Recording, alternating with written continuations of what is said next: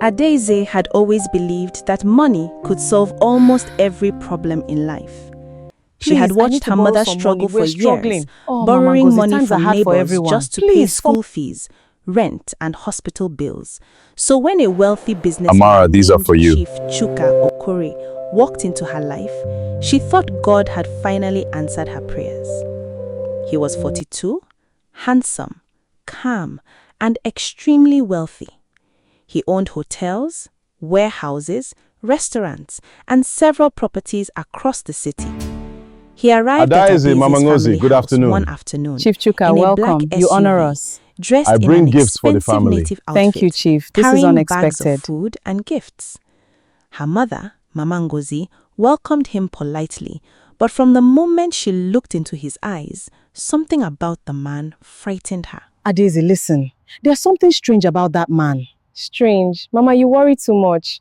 I saw his eyes. He was hiding something. He's just shy. It's fine. Chuka treated her like a queen. He bought her clothes, jewelry, a new phone, and eventually rented a beautiful apartment for her. He never shouted at her. He never cheated in public. He seemed almost too perfect. Within 6 months, he proposed. Adaeze, my love, will you marry me? Oh, Chuka, yes, 1,000 times yes. You make me the happiest man. I love you so much. Adaeze, please don't marry this man. I have a bad feeling. He is not right for you. Mama, you worry too much. Trust me. I don't know what it is, but my spirit is warning me. Adaeze became angry. You have spent your whole life complaining that we don't have money. Now someone has come to change our lives and you are the one stopping me. Her mother looked at her daughter with tears in her eyes. Some gifts are not blessings. But Adaeze married him anyway. The wedding was grand. This is the happiest day of my life, my love. You are my queen forever, Adaeze.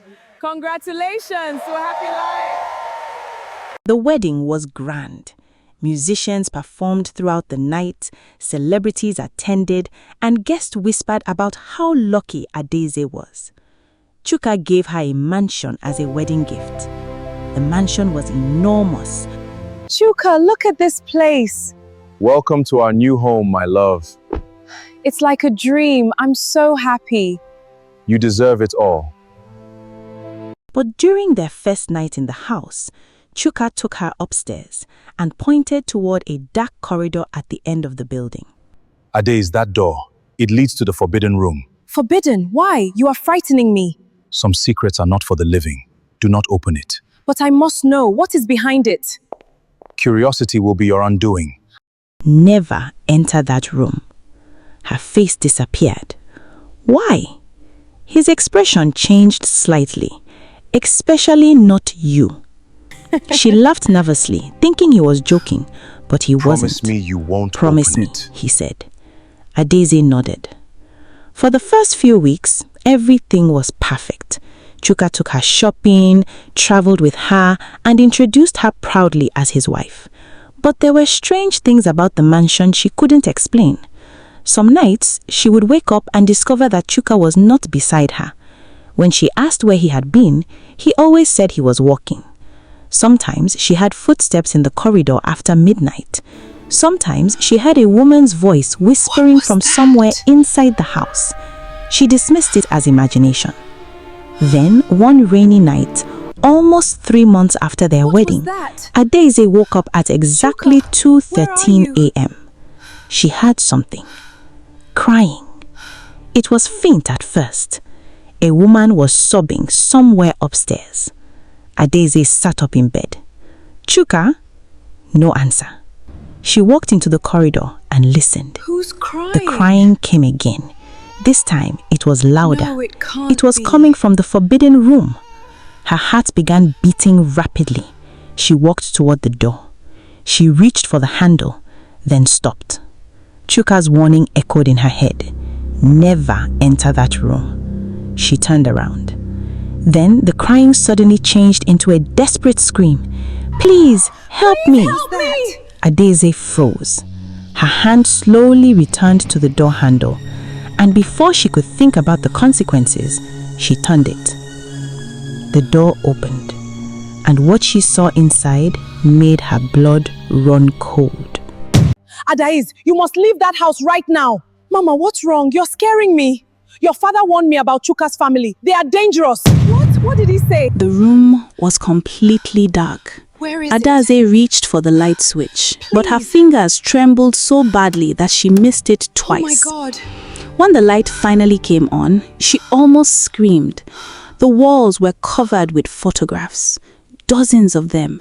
Women of different ages, young women, older women, beautiful women. Some were smiling, some were wearing wedding dresses, some were standing beside Chuka. Others appeared to have been photographed inside the same house. Adaeze stepped closer to the wall, unable to breathe. One photograph showed a woman holding a bouquet. Another showed Chuka placing a ring on a woman's finger. Another showed a woman sitting on the exact bed where Adaeze slept every night. What is this? No, Adaeze whispered. 1998, She moved from 2005, photograph to 2012. photograph. Some pictures looked 7 old, years. others were recent. Then she noticed something written underneath each photograph. Names, dates, and beneath some of them were 3 terrifying words.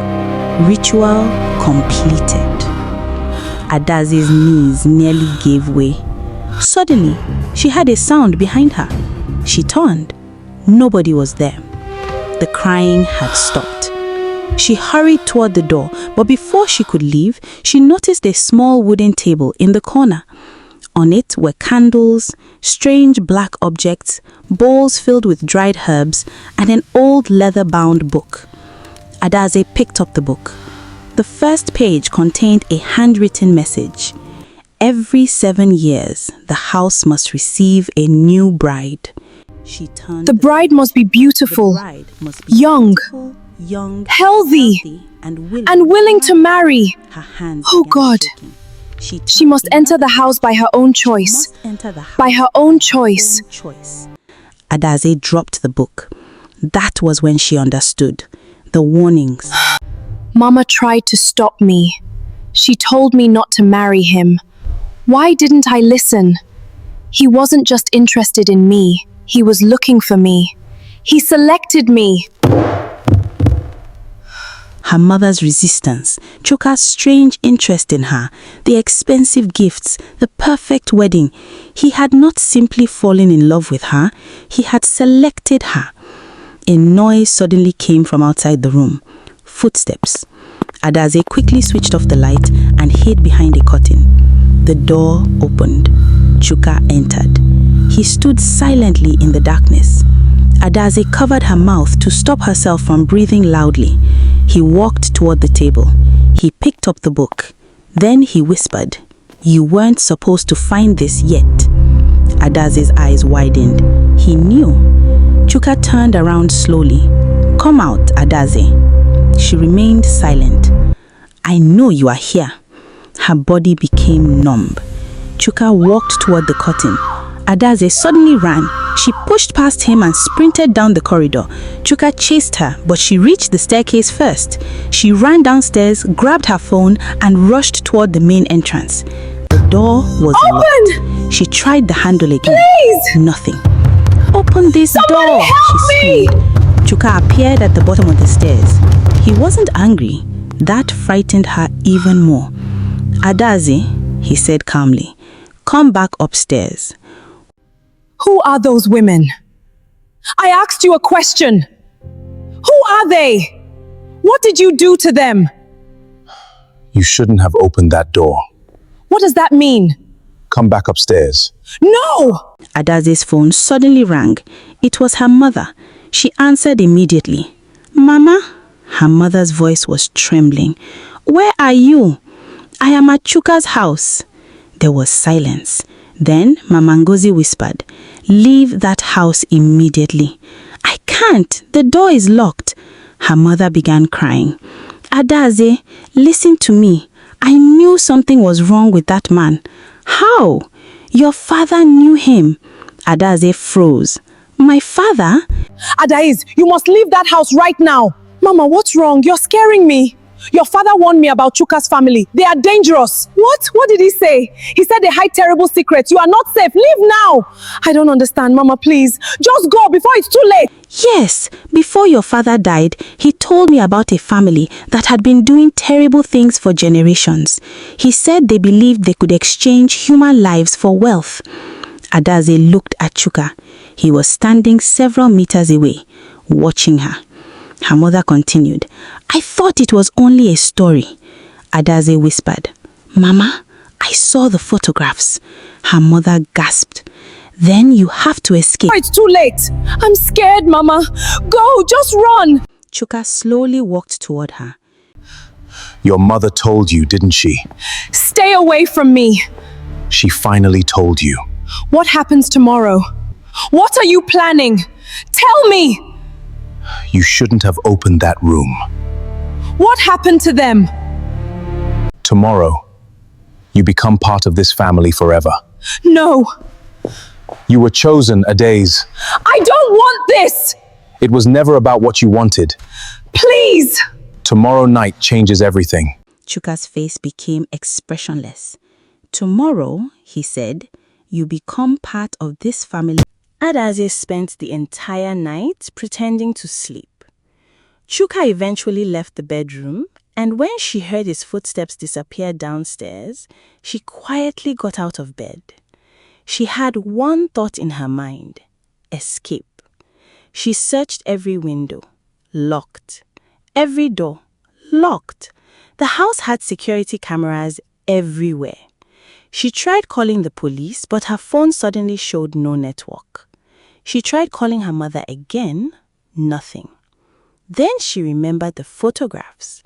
If there were dozens of women before her, perhaps someone had survived. She returned to the forbidden room. She searched through the photographs until she found one that looked different. It showed a woman standing beside Chuka. But unlike the others, someone had written a message on the back. Adaeze turned it over. If you are reading this, he has chosen you too. Below that was an address.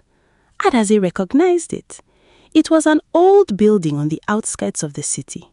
She searched the room until she found another clue. A small key hidden inside the leather book. She followed a strange sound coming from behind the wall.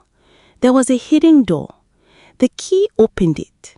A narrow staircase descended beneath the mansion. Adaeze slowly walked down. The air became colder. At the bottom, she found a large underground room. Candles covered the floor. There were old chairs arranged in a circle. On the wall was a symbol painted in red, and in the center of the room was a stone table. Adaeze nearly fainted when she saw chains attached to it. Then she heard breathing. Someone was alive. She followed the sound and discovered a small room behind the chamber. Inside was an old woman. She was weak, thin, and terrified. Adaeze rushed to her. "Who are you?" The woman stared at her. "Another bride?" Adaeze nodded. The woman closed her eyes. "Then we are too late." "Who are you?" "My name is Ngozi." Adaeze froze. "Ngozi?" The woman nodded. "I was Chuka's first wife." Adaeze stepped backward. "What?" She said, "I thought he loved me, just like you did." Ngozi began crying. "I discovered the room too late. They wanted to sacrifice me, but I escaped before the ceremony. They locked me down here instead." "Who are they?" Ngozi pointed upward. "His family." She explained that Chuka's wealth had never come from business alone. For generations, his family had followed a horrifying ritual. Every 7 years, a new bride was selected. The family believed the sacrifice protected their wealth, prevented their businesses from collapsing, and transferred the life of the victim into the family fortune. "But why me?" Adaeze asked. Ngozi looked at her carefully. "Because your bloodline is important." "My bloodline?" Ngozi nodded. "Your mother knows." Adaeze shook her head. "My mother would never do this." Ngozi stared at her. I didn't say she wanted it. Before Adaeze could ask another question, they heard footsteps. Someone was coming downstairs. Ngozi grabbed her arm. Hide. They crawled behind a storage wall. Chuka entered with 2 older men and an elderly one dressed completely in white. The elderly woman carried a small bowl. Tomorrow night, the sacrifice must be completed. Chuka nodded. Adaeze covered her mouth. Then the old woman said something that made her blood turn cold. She is the final bride. One of the men asked, "What makes her different?" The old woman smiled. Because she carries the blood of the woman who escaped the first ritual. Ngozi's eyes widened. Adaeze looked at her. The old woman continued. Her mother was supposed to die 28 years ago. Adaeze stared at Ngozi. The woman whispered, "Your mother was the last bride." Adaeze felt the ground disappear beneath her. Her mother had escaped. She had survived. And now the family had found her daughter. The footsteps moved closer to their hiding place. Chuka suddenly stopped. He looked directly toward the wall. "Adaeze," he said softly, "I know you are down here."